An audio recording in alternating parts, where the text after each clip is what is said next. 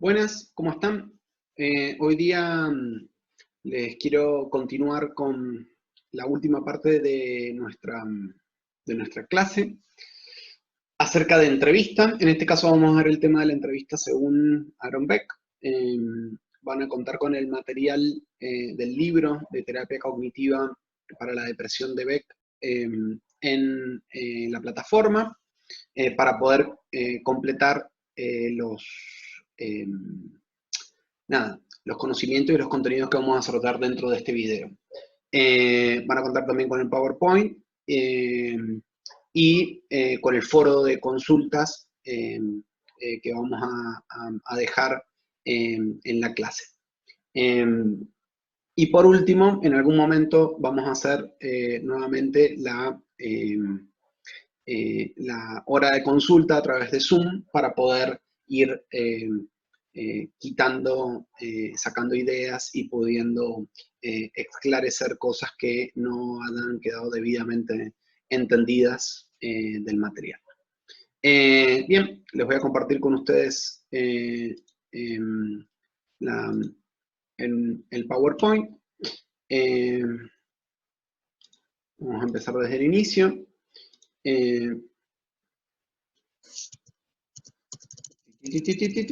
No sé por qué, pero ahí empezamos. Bien, vamos a ver la entrevista inicial según Aaron Beck.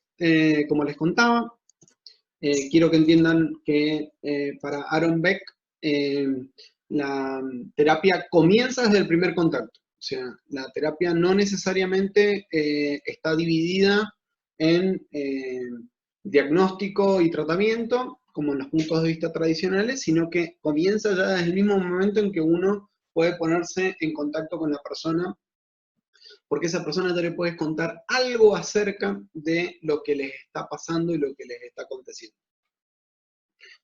Recomiendo que si tienen algún momento, utilicen esa vía de comunicación para poder indagar un determinado tipo de elementos que pueden llegar a ser útiles para no llegar frescos, por así decirlo, o sea, sin ningún tipo de dato a la entrevista inicial. La gente se pone en contacto ya sea por vía telefónica o últimamente por mensaje de texto o de audio, que también ha sido una cuestión bastante normal, a veces simplemente para pedir el turno, otras veces se explayan mucho más acerca del problema del cual le está ocurriendo. Por lo tanto, va a ser fundamental, como ustedes ya hemos visto a lo largo de todo este tiempo, que el terapeuta busque establecer una relación personal y relajada con el cliente. O sea, no se puede, como ya hemos visto en estas cuestiones de los factores contextuales de Wampol, acerca de los factores comunes, no hay forma de establecer un tratamiento sin una relación consolidada con el cliente. Por lo tanto, el establecimiento de esta relación, la recogida de la información relevante y la aplicación de técnicas cognitivas específicas pueden quedar determinadas ya desde la primera entrevista inicial.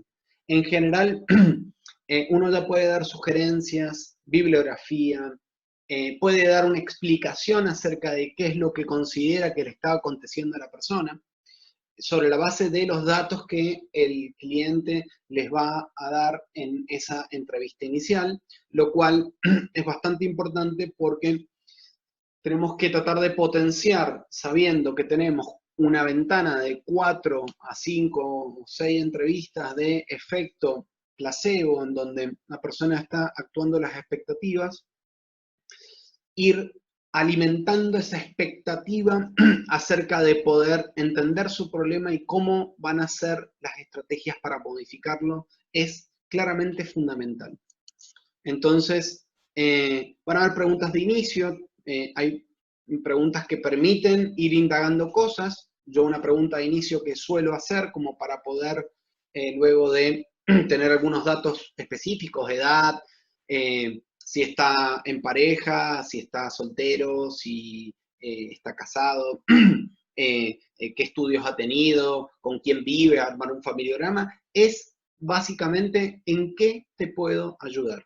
Me parece que es una pregunta abierta, una pregunta que facilita la expresión de las problemáticas que la persona puede estar teniendo en ese momento, y uno después puede ir sobre la base de la información que le va dando el cliente, ir desmenuzando de alguna manera algunos otros aspectos, ya sean cognitivos, conductuales o emocionales, que sean fundamentales para la explicación acerca del problema por el cual está consultando el cliente. Entonces, podemos preguntar qué sentimientos le produce acudir a terapia, entonces decir si esto, cuáles son las cosas sentimentales, emocionales, que han hecho que venga a terapia. ¿Qué sentimientos has experimentado ante la idea de venir hoy aquí? O sea, ¿qué le pasa con esto de venir a terapia? Hay gente que se siente cómoda, hay gente que no. Eso es muy importante indagarlo. Y sobre todo, indagar la expectativa que tiene la persona con respecto a el procedimiento, porque sabemos que la expectativa va a funcionar como un factor común, que va a ser un prerequisito de alguna manera para poder llevar a cabo el tratamiento. Entonces, le podemos preguntar, ¿qué esperaba usted o vos qué esperás que ocurra acá dentro de la consulta? ¿Qué esperas de la terapia? ¿Qué es lo que estás buscando? Esto puede ser muy útil para poder indagar estas expectativas. Entonces, tenemos que ir haciendo una recogida de información relevante, teniendo muy en cuenta que es importante observar que en una entrevista bien llevada no solo se hace surgir la información relevante sobre el diagnóstico, o sea, que decir que no podemos perder de vista que una de las principales cosas que tenemos que hacer es tratar de establecer, arribar a una evaluación que nos facilite entender cuál es el problema por el cual la persona viene a consulta. La historia, o sea, decir, si esto es de larga data y por lo tanto nos puede hacer presuponer que hay un esquema funcionando en la base, o es una cuestión que está más en la situación actual, o que se coinciden, porque puede ocurrir que sea una persona, por ejemplo, que ha tenido un historial de fracasos amorosos y hoy día está muy angustiada porque en su relación de pareja no está funcionando bien, o puede ser una persona que sufrió un accidente en la última vez y está sufriendo de insomnio y de estrés postraumático producto de ese accidente en el último lapso de tiempo. ¿Cuáles son los problemas psicológicos por los cuales la persona viene a consultarnos?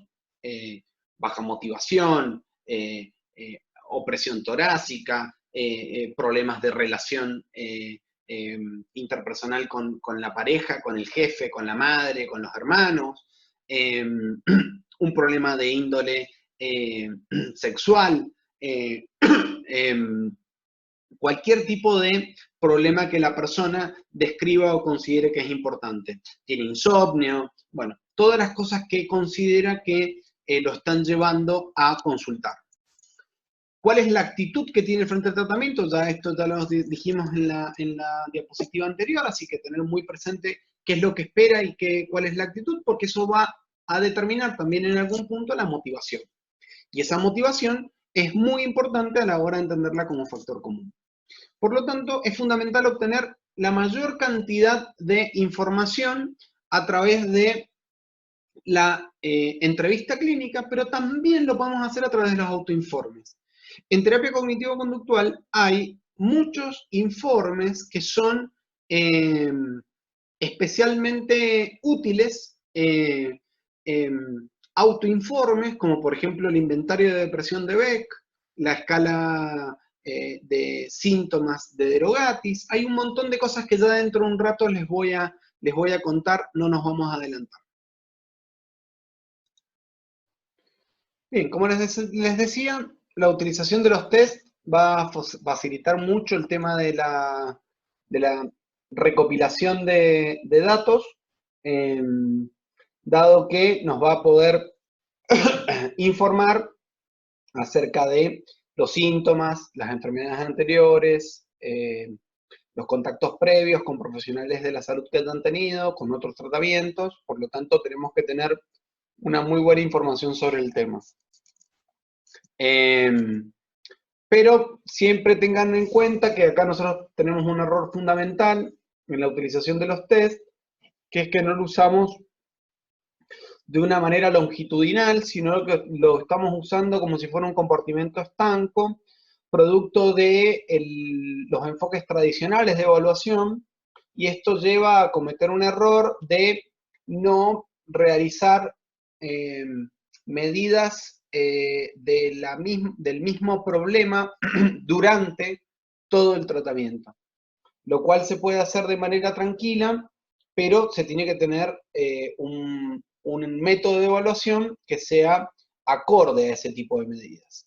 Entonces, los cuestionarios de autoinforme responden a ese tipo de necesidades y son bastante utilizados en el mundo entero con muy buenos resultados y nos permiten tener una clara fotografía del proceso que va realizando el cliente a lo largo del tratamiento. Por eso, dejar la evaluación solo en el pretratamiento es un error fundamental, porque lo que nos hace es confundir las pruebas con los fines y no como medios acerca de la evolución del tratamiento. Entonces, ¿qué es lo que vamos a tratar de hacer? Es entender que continuamente tenemos que ir haciendo estas medidas. Maristani, que es una psicóloga, la doctora Maristani, Mariana, es una psicóloga de Buenos Aires que pertenece a la Fundación AILE, ha sido profesora mía en la maestría. Escribe un trabajo y la verdad que me resultó muy interesante traerlo a cuenta. Sobre este trabajo habla de que está ampliamente estudiado que los terapeutas son pobres en la evaluación del curso del tratamiento, siempre tienden a ser demasiado optimistas en algún punto y no tienen un ajuste adecuado a la predicción de los posibles fracasos en el curso del tratamiento. Y esto es porque no están familiarizados también con técnicas de juicio clínico que fortalezcan esto, como son las evaluaciones psicométricas. Entonces, la práctica clínica considera es de la evaluación a través de instrumentos se conjugan en este punto. Es por ello que la psicoterapia debe contar con la investigación actualizada del uso de instrumentos en la clínica. Que en algún momento les voy a pasar a contar que existen medidas que están adaptadas a nuestro medio y que serían las más acordes para poder evaluar el tipo de tratamiento que estamos llevando a cabo con el cliente. Entonces, ¿qué es lo que nos permiten los datos? Mejorar la efectividad, y esto lo plantea muy claramente Mahoney, y dice, el terapeuta más eficiente es el que armoniza los datos del cliente, no recoge datos por mantener la apariencia científica o porque lo considera apropiado, sino él dice que el terapeuta eficiente emplea los datos para dirigir sus propios esfuerzos por producir algún impacto y ajusta esas estrategias terapéuticas en base al feedback que les da la prueba, bien, independientemente del sesgo teórico o preferencia de procedimiento. Entonces, ¿qué está diciendo? Muy sencillamente, tengo datos, la evaluación me dice algo, dice que vamos en cierta dirección, este feedback me facilita saber si puedo continuar con el curso de tratamiento y de acciones que yo he llevado a cabo o tengo que modificarlo porque no estoy realizando el tratamiento correcto y adecuado para lo que necesita el problema del cliente. Estas evaluaciones psicométricas que quería contarles, que están adaptadas y tipificadas, se las voy a dejar en el artículo que les he colgado en la plataforma, pero además, perdonen, pero la verdad que he estado hablando, atendiendo mucho y la verdad que está medio complicado el tema de la garganta, pero bueno, no pasa nada. Y como podrán ver, hay una serie muy grande de cuestionarios de test de personalidad, como test y escalas de rastreaje psicopatológicos que están muy bien adaptados a nuestro entorno y que los pueden tomar ustedes como una manera objetiva de poder evaluar a los clientes sin tener miedo a caer en alguna manera en algún problema de construcción de la prueba, porque la prueba en algún sentido tiene que adaptarse a la cultura y al cliente que se está utilizando. Yo recuerdo mucho, por ejemplo, hay una técnica, un test de evaluación de optimismo de Seligman que plantea la opción de si usted llama a su corredor de bolsa, por ejemplo, dicen los corredores de bolsa son las personas que llevan las acciones en Wall Street y toda esta historia. Imagínense que nosotros, corredores de bolsa, no conocemos a nadie, lo más probable es que sea un ítem que no sepa uno muy bien cómo contestarlo y que al fin y al cabo no determine lo que uno quiere evaluar si es optimista o no o pesimista la persona. Por lo tanto, adaptar el tipo de instrumento a la población es fundamental. Estos tests que tienen enfrente son tests que están adaptados y que les va a permitir a ustedes tener una muy buena medida tanto de personalidad como de escalas de rastrillaje de rasgos psicopatológicos que pueden confiar. Beck va a plantear que en esta sesión inicial, por así ponerlo, en esta entrevista inicial, tenemos que socializar al paciente con la terapia, por lo tanto tenemos que usar la fundamentación teórica para exponer el proceso de tratamiento. Eso significa que le vamos a explicar técnicamente que los errores en el procesamiento de información tienden a generar el problema en la depresión de carácter exógeno y que eso puede llegar a ser el tema por el cual se está sintiendo de tal o determinada manera. O sea, lo que estamos poniendo en este caso, ya sea en una depresión, un trastorno por ataque de pánico, un trastorno de ansiedad generalizada, en un estrés postraumático, una preponderación de la variable cognitiva como produciendo fenómenos tanto emocionales como conductuales en los individuos. Se le vamos a entregar, por ejemplo, un material. ¿Qué es esto? ¿Qué es lo que significa este material? Yo se los dejo colgado porque me pareció interesante que lo puedan familiarizarse con lo que es un elemento de biblioterapia. En este caso es cómo hacer frente a la depresión, o Coping with Depression, que es el material que construye Beck para poder explicar su modelo, pero que podemos usarlo con cualquier problema en el cual yo, por ejemplo, utilizo muchísimo en los trastornos por ataque de pánico, cómo salir del círculo vicioso de la ansiedad, que es un material que está muy bien construido, lo construye Ellis, y la verdad que me parece que es fantástico, y lo uso muchísimo para poder explicarle a los pacientes cómo se genera este círculo vicioso entre el miedo al miedo y la generación de sintomatología fisiológica tan incómoda que suele ocurrir en los ataques de pánico. Entonces lo que estamos haciendo es lo que entendería Butler y Clarkin también como inducción de rol, que es enseñarle a la persona cómo hacer terapia.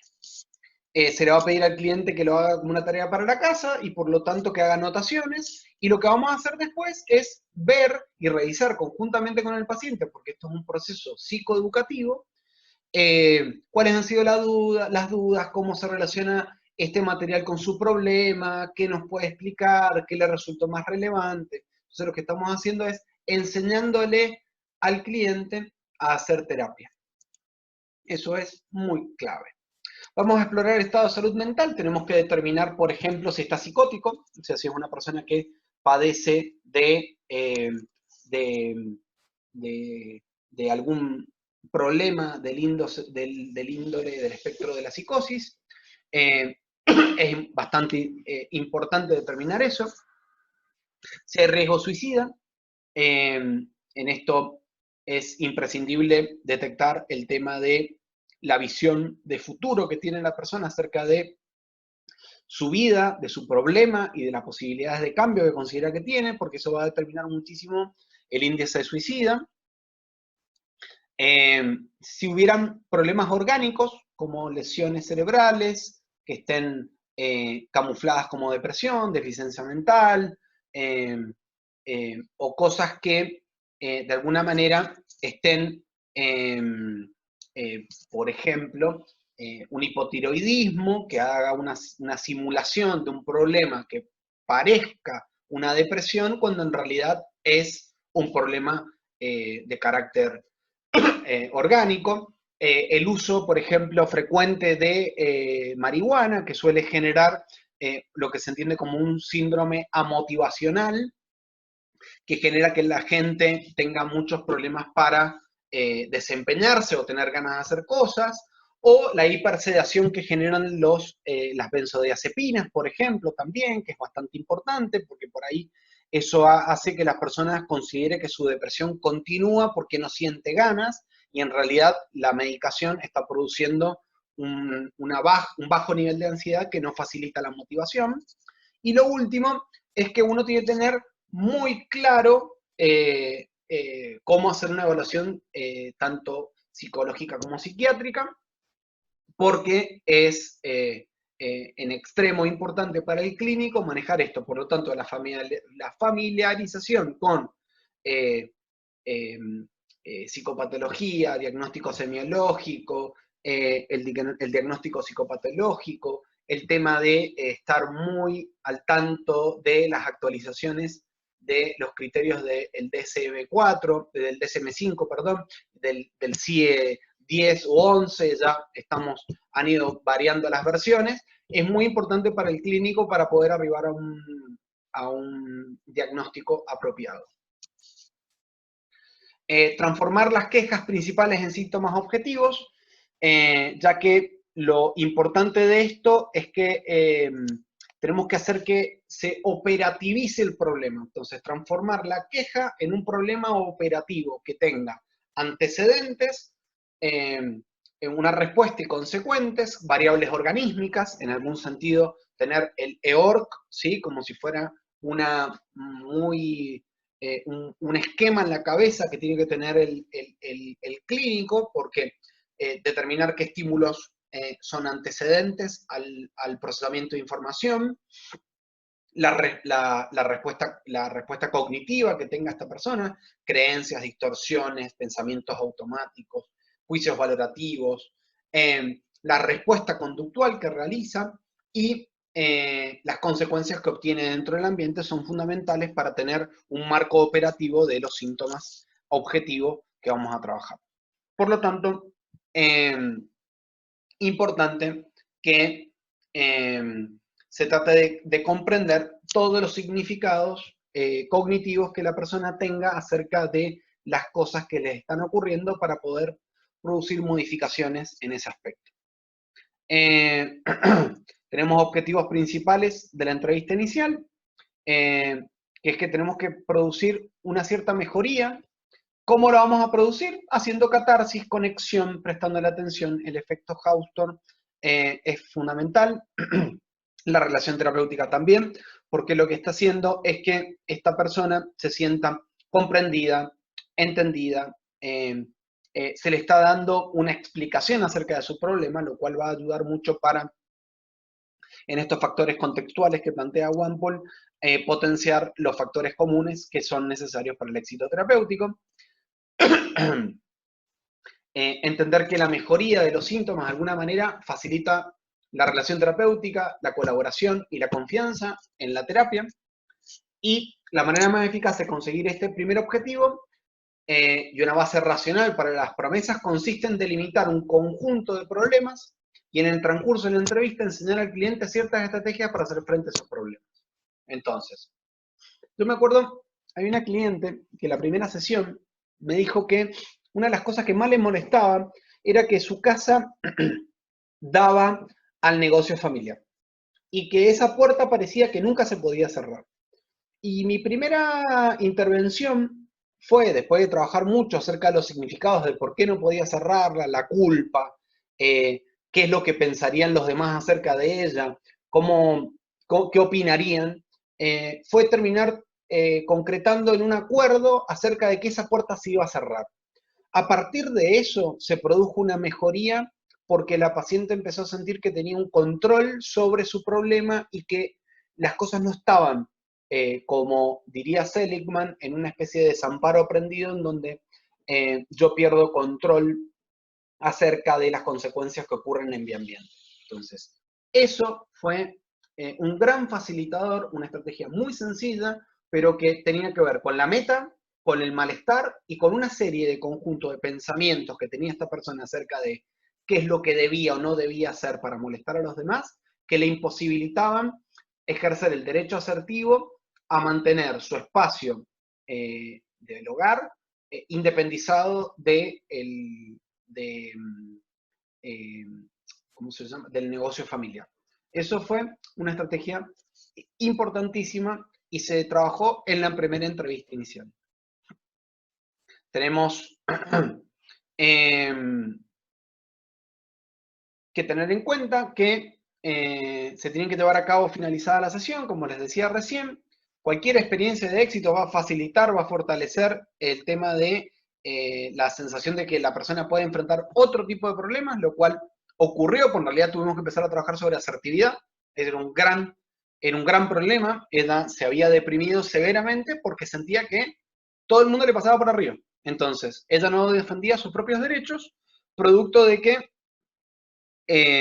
tenía una percepción de que no podía defenderse porque los demás la iban a enjuiciar, la iban a castigar o la iban a, de alguna manera, hacer sentir culpable de lo mala que estaba haciendo por hacer ese tipo de comportamientos.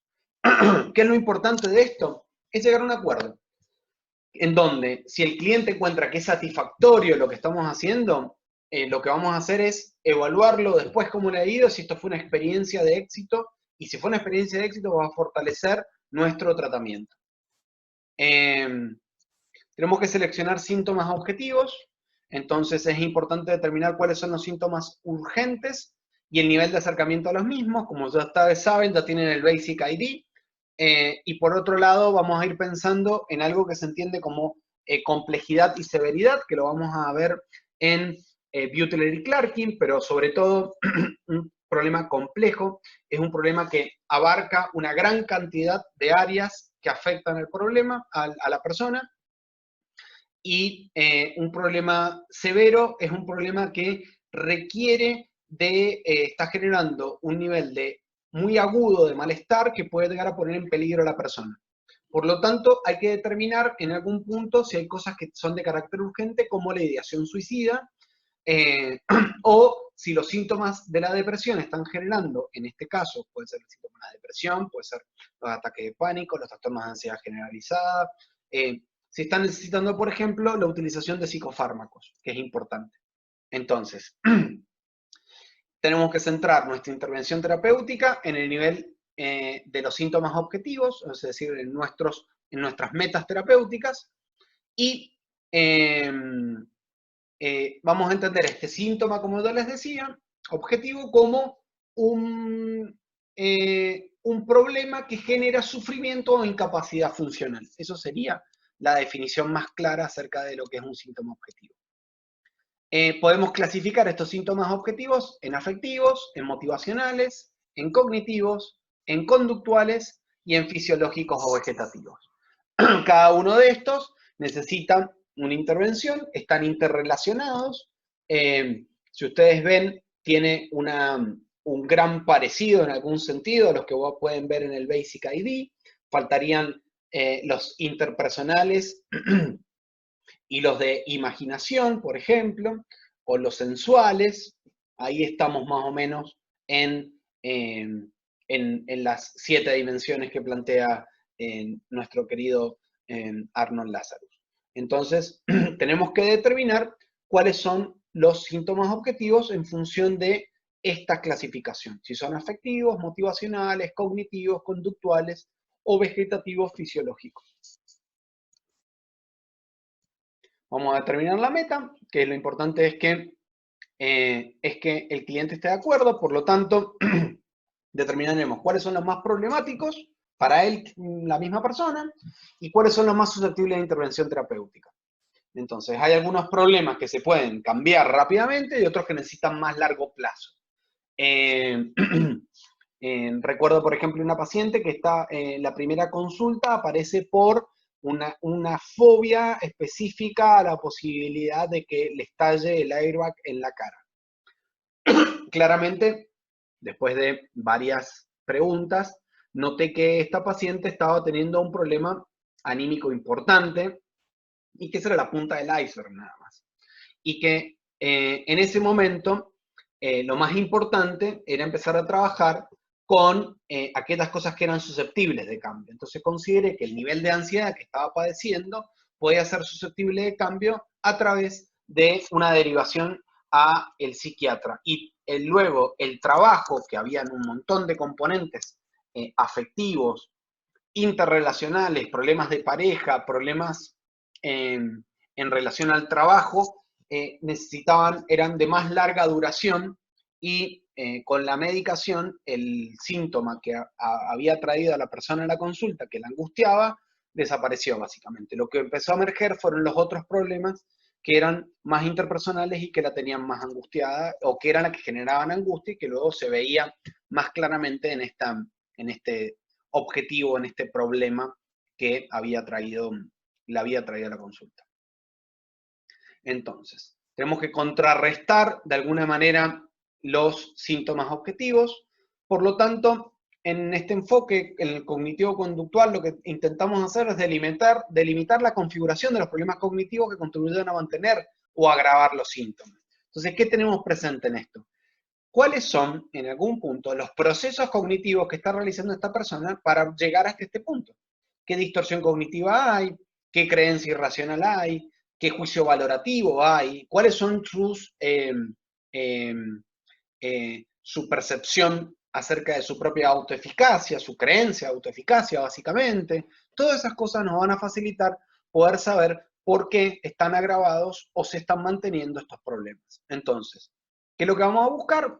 Tratar de tanto una búsqueda de modificación en el comportamiento, pero también a su vez una modificación claramente en el procesamiento de la información que tiene esta persona acerca de lo que le está pasando. También podemos llegar a pensar que puede existir algo que se entiende como un déficit cognitivo, que significaría que esa persona carece del conocimiento necesario para poder hacer frente a determinado tipo de problema, y entonces el terapeuta tiene que psicoeducar para poder facilitarle la adquisición de ese tipo de cuestiones. Para Beck es importante las distorsiones, para Ellis va a ser más importante las creencias irracionales, para Meichenbaum va a ser más importante, en este caso, las prótesis verbales o lo que se entendería como las autoverbalizaciones. Para Seligman van a importar en este caso, lo que son las atribuciones que hace el individuo. Todas se complementan de alguna manera, ¿sí? Para Bandura, la autoeficacia. Entonces, cada uno va a tener algún componente que uno tiene que tener bien presente, porque creo que todos se tienen que tener presente, no solo alguno. Bien, entonces, siempre vamos a tratar de buscar que haya una mejoría en el procesamiento de la información. Por lo tanto, es importante identificar cuáles son las distorsiones, las creencias irracionales, ¿sí? Los déficits cognitivos que tenga este individuo, ¿sí? Cómo están siendo sus atribuciones acerca de los problemas que está teniendo, y por lo tanto sobre ahí podemos empezar a trabajar para poder tratar de ajustar ese tipo de procesamiento a una información que le facilite estar mejor y sentirse de mejor manera. Es importantísimo el feedback, como ya hemos visto, ya lo decía Lambert en su momento, el feedback facilita grandemente a los resultados en terapia. Darle feedback a los clientes fortalece los resultados en terapia.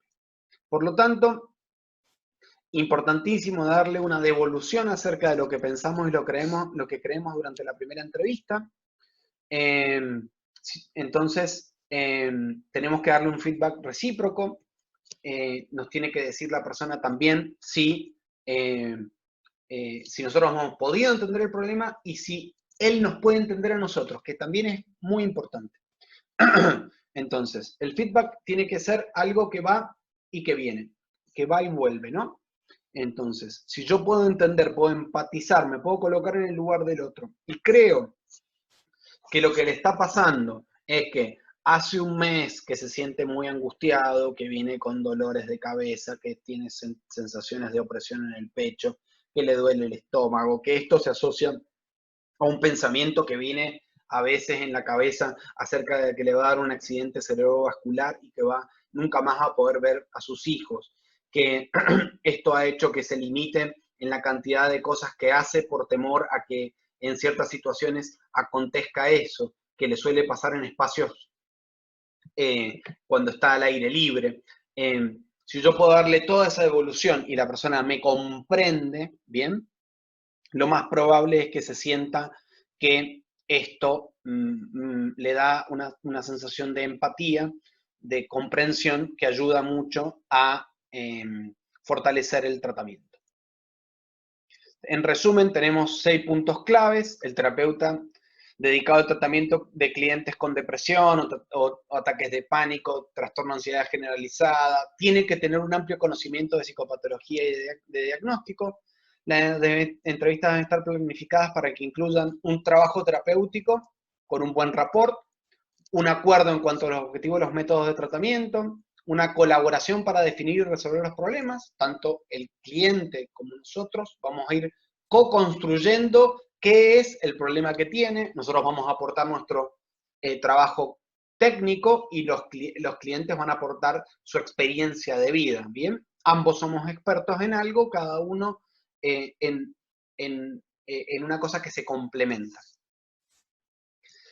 Tiene que haber diálogos adecuados que faciliten el feedback. Eso significa que de alguna manera yo puedo preguntarle si es real o si lo entendí bien o si que me corrija si me estoy equivocando, porque puedo pensar que tal vez esto va por este lado, es así. Entonces, eso va ayudando a que no dar cuestiones determinantes, sino que a ir co-construyendo de alguna manera un significado que arme a la alianza terapéutica que tiene que tener el cliente con el terapeuta.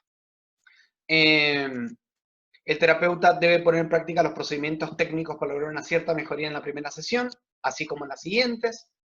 Entonces, es muy importante facilitar cosas que permiten la práctica de ciertos elementos en casa, como ya hemos charlado, puede ser biblioterapia, puede ser darle una grabación acerca de cómo hacer terapia, puede ser darle una tarea específica chiquitita para que vaya realizando entre una sesión y otra, una técnica de relajación, que cierre la puerta, en este caso como le habíamos planteado a esta paciente, y que luego vamos a seguir revisando a lo largo del tratamiento cómo ir fortaleciendo el problema o las soluciones a los problemas que está trayendo la persona. La mejor manera de involucrar, va a decir Beck, es que el cliente trabaje sobre sus problemas para conseguir una reducción de los síntomas gracias al trabajo en conjunto con el terapeuta. Y por lo tanto, es muy importante la educación o la reeducación que las promesas. Yo no puedo prometerle a alguien que va a mejorar si no aprende las herramientas con las cuales puede mejorar. Eso me parece que es esencial, hace al enfoque, hace a lo psicoeducativo y en esto ayuda mucho a que el cliente y ustedes tengan bien presente que esto es un proceso que educamos cuando no se conoce y reeducamos cuando se conoce algo pero no funciona, no sirve o no está bien aprendido. Entonces, eso es importante.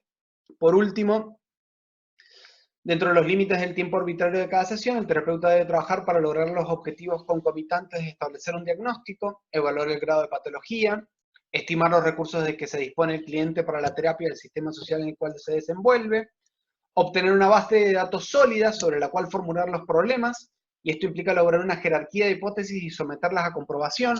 Esto significa que yo voy a pensar acerca de que hay algún tipo de procesamiento erróneo, conducta deficitaria o conducta que está siendo muy frecuente, que está llevando a que la persona no se adapte a las circunstancias que necesita adaptarse. Entonces, eso tengo que tener muy claro y mucho dato. Entonces, los voy a obtener con formularios de autoinforme, con la entrevista, con el autorregistro, con test validados. Todas estas cuestiones me van a dar una pauta muy importante acerca de los datos que tengo que recoger. Improvisar y poner a prueba distintas estrategias de tratamiento. No siempre se improvisa, pero muchas veces, cuando hablo de improvisación no es una especie de cosa, sino de, por ejemplo, yo no estaba preparado para saber que la cliente iba a venir con un problema relacionado a cerrar una puerta. Pero eso, básicamente, era el problema que se estaba presentando. Y tengo que ponerlo a prueba de alguna manera. Entonces, sí tengo que tener muy presente es que tengo que ver la etapa de cambio en la cual la persona está situada. Y por lo tanto, también el nivel de reactancia y el nivel de estilo de afrontamiento que tiene, el estilo de afrontamiento que tiene la persona, que eso es algo que vamos a ver en la siguiente clase. Y lo último es emplear el tiempo de la mejor manera posible para obligar en ocasiones a interrumpir al cliente cuando comienza a divagar y volver a centrarlo sobre el problema. O sea, que no dejar que se vaya por las ramas. Eso es bastante importante y son claves para poder hacer una muy buena primera entrevista inicial con los clientes en terapia cognitivo-conductual. Bien, perfecto. Bueno, con esto los abandono. Espero que haya sido de utilidad. Dejo abierto en el video para que hagan comentarios si quieren que son apropiados. Dejamos el foro abierto para poder compartir con ustedes las dudas que tengan acerca del tema. Les vamos a dejar el material, el PowerPoint y esta clase grabada en la plataforma. Y esperamos que que haya sido de gran utilidad. Les mando un afectuoso saludo. Espero que nos veamos en la siguiente clase.